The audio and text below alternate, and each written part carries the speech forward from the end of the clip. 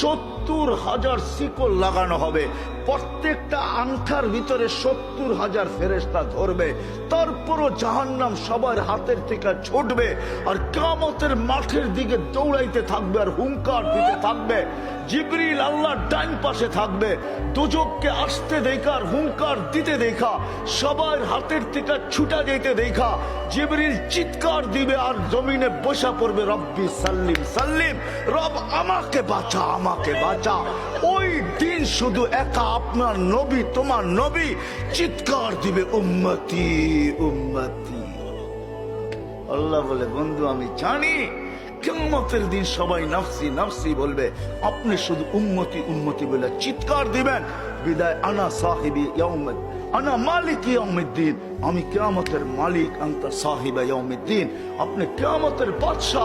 কসমতুল কিয়ামাতা কিসমাইন, কিয়ামত আপনার আমার মাঝে, সালতুতা শাফি তুশাফা, ওই দিন আপনি চাবেন আমি দিব, সুপারিশ করবেন আমি মঞ্জুর করব। কিয়ামত আপনার আর আমার কারো না।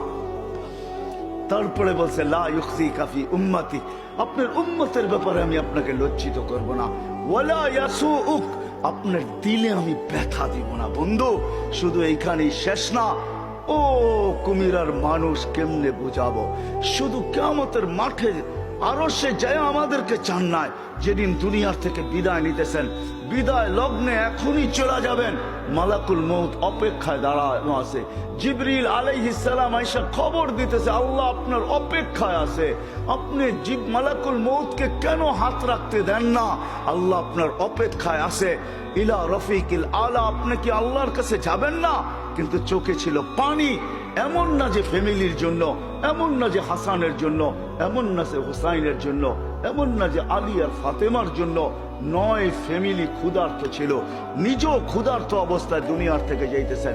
এক বেলা না, 2 বেলা না, কয়েক বেলার ক্ষুধার্ত ছিলেন।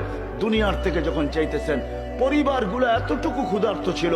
আম্মা জান আয়েশা রাদিয়াল্লাহু তাআলা আনহা বলেন, বাতি জ্বালানোর মতো তেল আমাদের কাছে ছিল না, যদি তেল থাকতো তো খিদা নিবারণ করার জন্য ওই দিন তেল পান করে নিতাম, এত খিদার তাড়না ছিল। ওই নবী দুনিয়ার থেকে চলে যেতেছেন, ফ্যামিলির জন্য চোখে পানি না। মালাকুল জিবরিল জিজ্ঞাসা করছে, চোখে পানি কেন? বলছে, ফামান লিবাদি লি উম্মতি, আমার পরে আমার উম্মতকে কে বুকে রাখবে, কে রাখবে? আল্লাহ জবাব পাঠাইছে, বন্ধু লা আতরুকু উম্মাতাকা ফারদা ওয়ালা আতরুকু উম্মাতাকা ওয়াহদা, আপনার উম্মতকে আমি একা ছাড়বো না, আমি আছি, আপনি আসেন আসেন আসেন। তখন বলছে জিবরিল, মালাকুল মউত ইদান ইলা রফিকিল আলা, হাত রাখো, আমি আল্লাহর কাছে যাইতে চাই। ও এইখানেই তো শেষ না, শুধু কিয়ামতের মাঠে চিৎকার দিবে না।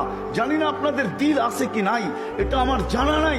কবর থেকে যখন উঠবে, লম্বা হাদিস আমি টানতে চাইতেছি না, মালাকুল জিবরিল আমিন যখন পর মারবে, হুকুম হবে ইতি হাবিবি মাকামাল মাহমুদ, আমার বন্ধুকে মাকামে মাহমুদে নিয়ে আসো। জিবরিল উনি আসবে, পর মারবে আর বলবে, কুম ইয়া হাবিবার রহমান, আল্লাহর বন্ধু ওঠেন।